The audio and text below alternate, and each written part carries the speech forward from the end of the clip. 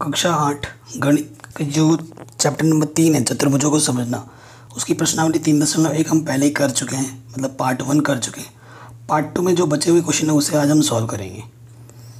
So question number 4 क्या बोल रहा है, तालिका की जांच कीजिए, प्रत्येक आकृति को त्रिभुजों में बांटिए और कोणों का योगफल ज्ञात कीजिए। ठीक है, जैसे कि अगर 3 भुजा होती है तो कोण 180 होता है। जैसे ये चतुर्भुज था तो तीन हिस्सों में बांटना है, त्रिभुजों में बांटना है ना। तो यहाँ से देखो त्रिभुज, इधर एक त्रिभुज बना, इधर एक त्रिभुज, फिर इधर एक त्रिभुज बना, इधर एक त्रिभुज बना, इधर एक त्रिभुज बना, इधर बना, इधर बना, इधर बना, इधर बना। ठीक है, अब भुजाओं की संख्या इसमें कितनी है, 4, इसमें 5, इसमें 6। तो जब भुजाओं की संख्या 4 थी तो ये एक संबंध दे रखा है।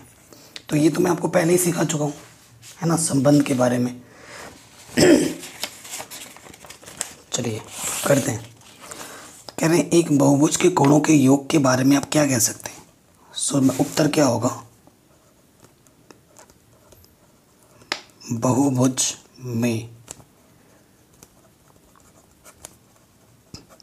कोणों का योग सूत्र होता है n-2 गुणा 180। ठीक है, जहाँ n क्या होता है, n होता है भुजाओं की संख्या।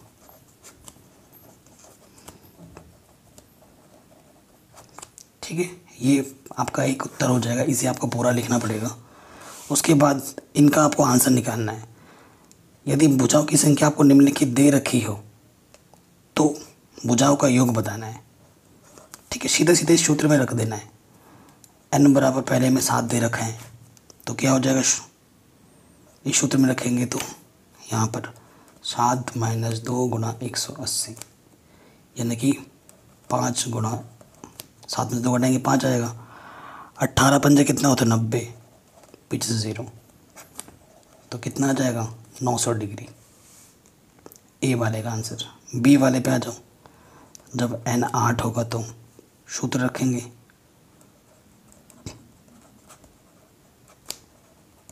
कोणों का योग क्या हो जाएगा, 8 - 2 गुणा 180। 8 में से 2 गया तो 6, 180। ठीक है, 18 × 108, 0, 1080 आ जाएगा बी वाले का आंसर। सी वाले पे आ जाओ। जब n का मान क्या हो, 10 हो, तो कोणों का योग क्या होगा, 10 - 2 गुणा 180, यानी कि 8 गुणा 10 में से 2 घटाएंगे 8 आएगा। 18 8 144, पीछे से 0, तो कोणों का योग क्या होगा, 1440। डी वाले पे आ जाओ। जब n हो तो n के लिए क्या है, n के लिए तो यही नियम है, n गुणा 2। ठीक है, तो ये क्वेश्चन बन गया आपका आराम से, बड़ा आसान था। 5वां क्या बोल रहा है, समबहुभुज क्या है। तो देखो इसका आंसर क्या होगा, समबहुभुज क्या होता है, बराबर भुजाओं और बराबर कोणों वाला एक बहुभुज को हम समबहुभुज कहते हैं। ऐसे लिख सकते हो, वह बहुभुज जिसकी सभी भुजाएं बराबर हो तथा सभी कोण बराबर हो समबहुभुज कहलाता है। ठीक है, सभी भुजाएं बराबर हो, सभी कोण बराबर हो, समबहुभुज कहलाता है। अब हमें उदाहरण देना है, एक समबहुभुज का नाम बताइए जिसमें 3 भुजाएं हैं। तो उदाहरण जिसमें 3 भुजाएं, तो वो क्या हो जाएगा उत्तर, समबाहु त्रिभुज। ये तीनों भुजा आपस में बराबर है, तीनों कोण बराबर होती हैं। सो आंसर क्या होगा, समबाहु त्रिभुज। ठीक है, पहले वाले का आंसर। नंबर 2, 4 भुजाएं हों तो चारों बराबर होनी चाहिए और चारों कोण बराबर होने चाहिए। तो इसका उदाहरण क्या है, वर्ग। 6 भुजाएं बराबर हो, 6 भुजाएं बराबर हो, 6 के 6 कोण बराबर हो, ऐसा क्या होगा। ठीक है, आपको बताना है। तो उसका उदाहरण क्या हो जाएगा, सम षटभुज, सम षटभुज। ठीक है, ये आंसर आ जाएगा। ओके, अब छठे वाले प्रश्न पे आते हैं। कि निम्नलिखित आकृतियों में जो x बचा है ना उसका हमें मान निकालना है। देखो ये चतुर्भुज है और आपको पता है चतुर्भुज के चारों कोणों का मान कितना होता है 360। तो यही लिखना है चतुर्भुज देखते ही, पहला वाला ए वाला पार्ट कर रहे हैं छठे का। हाँ लिखोगे चूंकि चतुर्भुज के चारों कोणों का मान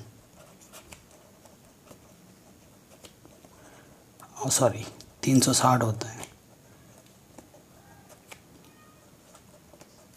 इसलिए 50 प्लस 130 प्लस 120 प्लस x किसके बराबर होगा? चारों कोणों को जोड़ेंगे तो हम कितने के बराबर है? 360। देखो 130 120 250 और 50 300, ये प्लस का 300 उधर आके क्या हो जाएगा माइनस का 300। तो x की वैल्यू कितनी आ जाएगी 60 डिग्री। आंसर। बी वाले पे आ जाओ, कितने भुजाएं 1 2 3 4, फिर से वही नियम लग जाएगा। अब यहाँ पर एक चीज़ देखो, यहाँ पर अगर 90 डिग्री होता है ना, क्योंकि सर एक सरल रेखा पे कितना कोण बनता है 180। अगर यहाँ पर 90 है तो इस तरफ पे कितना बनेगा 90। एक सरल रेखा पर 180 बनता है, अगर इधर 90 बन गया तो इधर भी कितना बनेगा 90। 90 और 90 जोड़ के ही तो 180 होगा। ठीक, सो देखो आइडिया लगाना है, यहाँ 90 तो यहाँ पर भी क्या हो जाएगा 90। अब देखो फिर से वही नियम लगेगा बी वाले में, फिर से आप वही लिखोगे चतुर्भुज के चारों कोणों का मान 360 होता है।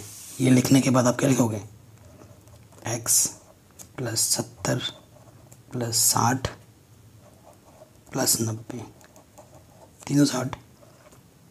इन सबको जोड़ो, देखो 90 और 60 150। 150 में 70 जोड़ोगे तो 220। 220 उधर आके क्या हो जाएगा माइनस का हो जाएगा, क्योंकि प्लस का इधर का माइनस होगा, घटाओगे तो क्या हो जाएगा 0 में से 0 गया 0, 6 में से 2 गया 4, 3 में से 2 गया 1। आंसर। ठीक है, तो ये क्वेश्चन भी हमारा आराम से बन गया। अब देखो यहाँ पे आ जाओ, ये क्वेश्चन थोड़ा दिमाग लगाने वाला है ना। ये क्वेश्चन आपका क्या लगाने वाला है दिमाग। तो देखो यहाँ 30 है और यहाँ 70 है, इधर 60 है। अब आपको मैं एक चीज़ बताता हूँ, ये एक सरल रेखा है, सरल रेखा पे कितना कोण बनता है 180।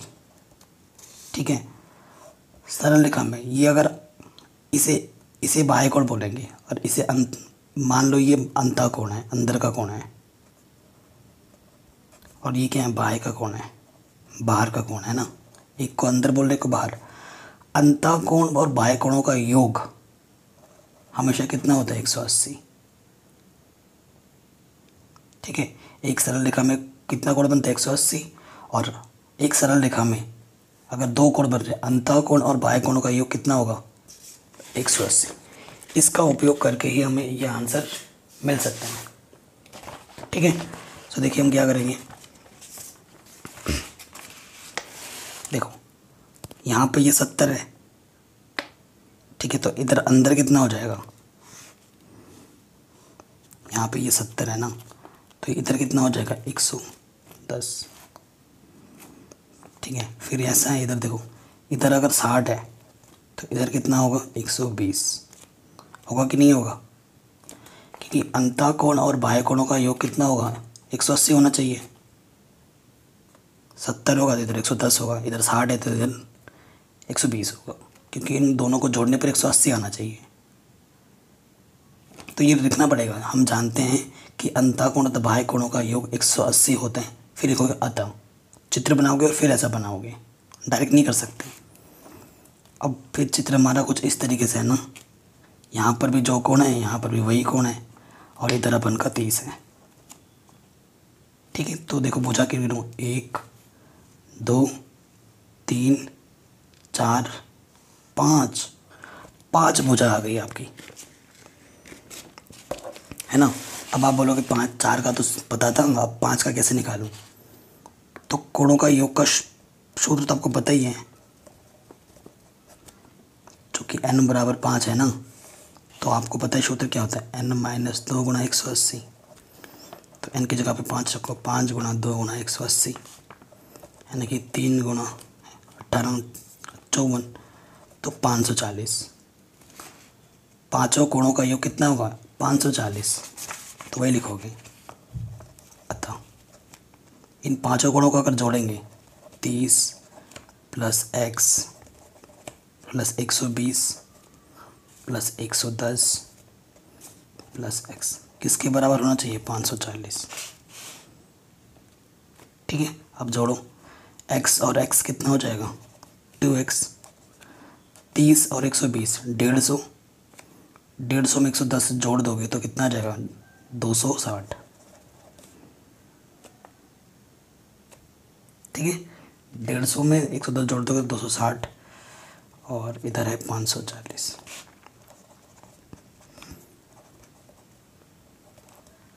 प्लस का के इधर क्या हो जाएगा? माइनस का। 0 में से 0 गया 0, 14 में से 6 गया 8, 4 में से 2 गया तो 280। ये 2 गुणे में है, इधर आके बट्टी में आ जाएगा। 2 1 कम 2, 2 चौके 8, 0। एक्स का मान कितना आ गया? 140 डिग्री। ठीक है, ये आ गया आंसर। तो एक्स का मान कितना हुआ? 140 डिग्री। तो ये क्वेश्चन भी हमारा आराम से बन गया। ठीक है, चलिए आगे बढ़ते हैं नेक्स्ट क्वेश्चन पे। देखो ये लास्ट वाला पार्ट डी में कितनी भुजाएं गिनो। देखो 1 2 3 4 5, और ये डबल डबल लगा पड़ा है, यानी कि सारे कोण आपस में बराबर है। यहाँ पर जितना x है तो यहाँ पर भी x होगा, यहाँ पर भी x होगा, यहाँ पर भी x होगा, यहाँ पर, क्योंकि जब भुजाएं सब बराबर होती है ना, जब सारी भुजाएं बराबर होती है तो उनके सारे कोण भी आपस में बराबर होते हैं। ठीक है, तो हम क्या लिखेंगे? चूँकि भुजाएं बराबर हैं अतः कोण भी बराबर होंगे। ठीक है, इसलिए अगर यहाँ x है तो सभी जगह x होगा। बना लेना चित्र में। ठीक है, यहाँ पर बना लेना चित्र। अतः पांचों कोणों का योग 5 होने पर कितना आता है? 540। अभी मैं पता किया था, है ना।